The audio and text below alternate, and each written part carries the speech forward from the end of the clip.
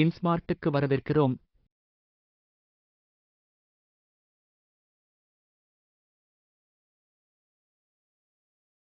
இன்ஸ்மார்ட் செயலியை கீழ்க்கண்டவற்றின் மூலம் மட்டும் பதிவிறக்கவும்.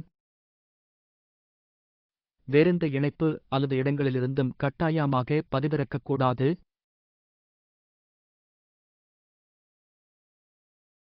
இன்ஸ்மார்ட்டை எப்படி நிறுவுவது? உங்கள் கைபேசியில் இன்ஸ்மார்ட்டை நிறுவுவது எப்படி என்று படிப்படியாக பார்க்கலாம். இந்த முதல் திரையில் இருக்கும் ரிஜிஸ்டர் பட்டனை தட்டவும்.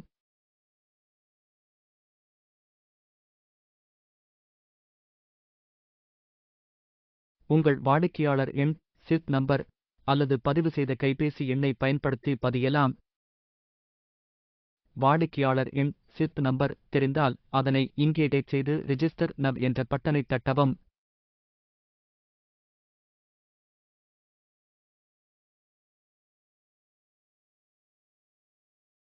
அல்லது உங்கள் கைபேசி எண்ணை இங்கே பதிந்து ரிஜிஸ்டர் நவ் என்ற பட்டனை தட்டவும்.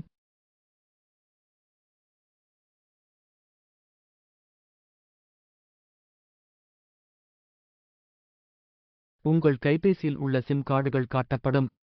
அதில் வங்கியில் பதிவு செய்த கைபேசி எண் உள்ள சிம் கார்டை தேர்ந்தெடுக்கவும். பின்னர் சென்ட் எஸ்எம்எஸ் என்ற பட்டனை தட்டவும். உங்கள் கைபேசி எண் ஒன்றுக்கு மேற்பட்ட வாடிக்கையாளர் எண்களில் பதிவு செய்யப்பட்டிருந்தால் உங்களை பதிவு பண்ண முடியாது. உங்கள் கிளையை அணுகி உங்கள் சிப் நம்பரில் மட்டும் உங்கள் கைபேசி எண் இருக்குமாறு மாறுதல் செய்த பின் தொடரவும். உங்கள் சிம் கார்டு சரிபார்த்த பின் உங்கள் கைபேசிக்கு ஒரு ஓடிபி எண் வரும். அந்த எண் தானாகவே சரிபார்க்கப்பட்டுவிடும். உங்கள் கைபேசியில் குறுந்தகவல் அனுப்ப தகுந்த தொகை இருக்குமாறு பார்த்துக் கொள்ளவும். அயல் நாட்டில் இருப்பவர்கள் தங்கள் இந்திய கைபேசி எண்ணுக்கு குறுந்தகவல் அனுப்பும் வசதியை முதலில் பெற்றுக்கொள்ளவும். பிறகு நீங்கள் கீழ்க்கண்ட ஏதேனும் ஒன்றின் மூலம் உறுதிப்படுத்த வேண்டும். ஏடிஎம் கார்டு, எம்பின் எண் அல்லது கிரீன் பின் எண்.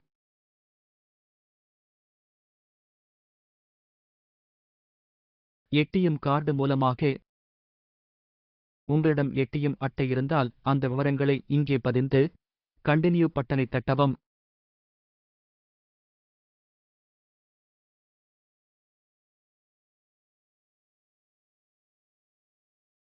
இந்த ஓஎஸ்எஸ் எம்பின் மூலமாக உங்களிடம் இந்த ஓஎஸ்எஸ் எம்பின் இருந்தால் அதனை இங்கே பதிந்து கண்டினியூ பட்டனை தட்டவும்.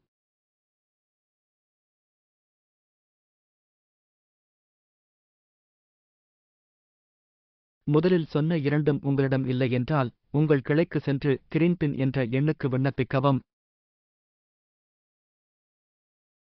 உங்கள் வங்கிக் கிளை கிரீன் பின் உருவாக்கி உங்கள் கைபேசிக்கு அந்த கிரீன் பின் அனுப்பப்படும்.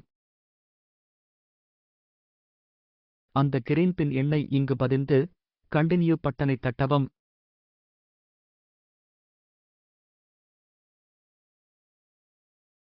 எம்பின்னை அமைக்க செயலியில் உள்நுழைய முதலில் எம்பின்னை அமைக்க வேண்டும். இந்த திரையில் 6 இலக்கத்தில் எண்களை மட்டுமே இட வேண்டும். அதே எண்களை திரும்பவும் கீழே இட வேண்டும். அதுவும் ஒரே வரிசையில் வரும் எண்களாக இருக்கக்கூடாது. உதாரணமாக 1 2 3 4 5 6. 6 இலக்க எண்ணை 2 முறை பதிந்த பிறகு கண்டினியூ பட்டனை தட்டவும். டிபின்னை அமைக்க செயலியில் பரிவர்த்தனைகளுக்கு இந்த டிபின் தேவை. இந்த திரையில் அதே போல 6 இலக்கத்தில் எண்களை மட்டுமே இட வேண்டும். அதே எண்களை திரும்பவும் கீழே இட வேண்டும். ஒரே வரிசையில் வரும் எண்களாக இருக்கக்கூடாது. எம்பின்னும் டிபின்னும் ஒரே எண்களாக இருக்கக்கூடாது. 6 இலக்க எண்ணை 2 முறை பதிந்த பிறகு கண்டினியூ பட்டனை தட்டவும். ரகசிய கேள்விகள்.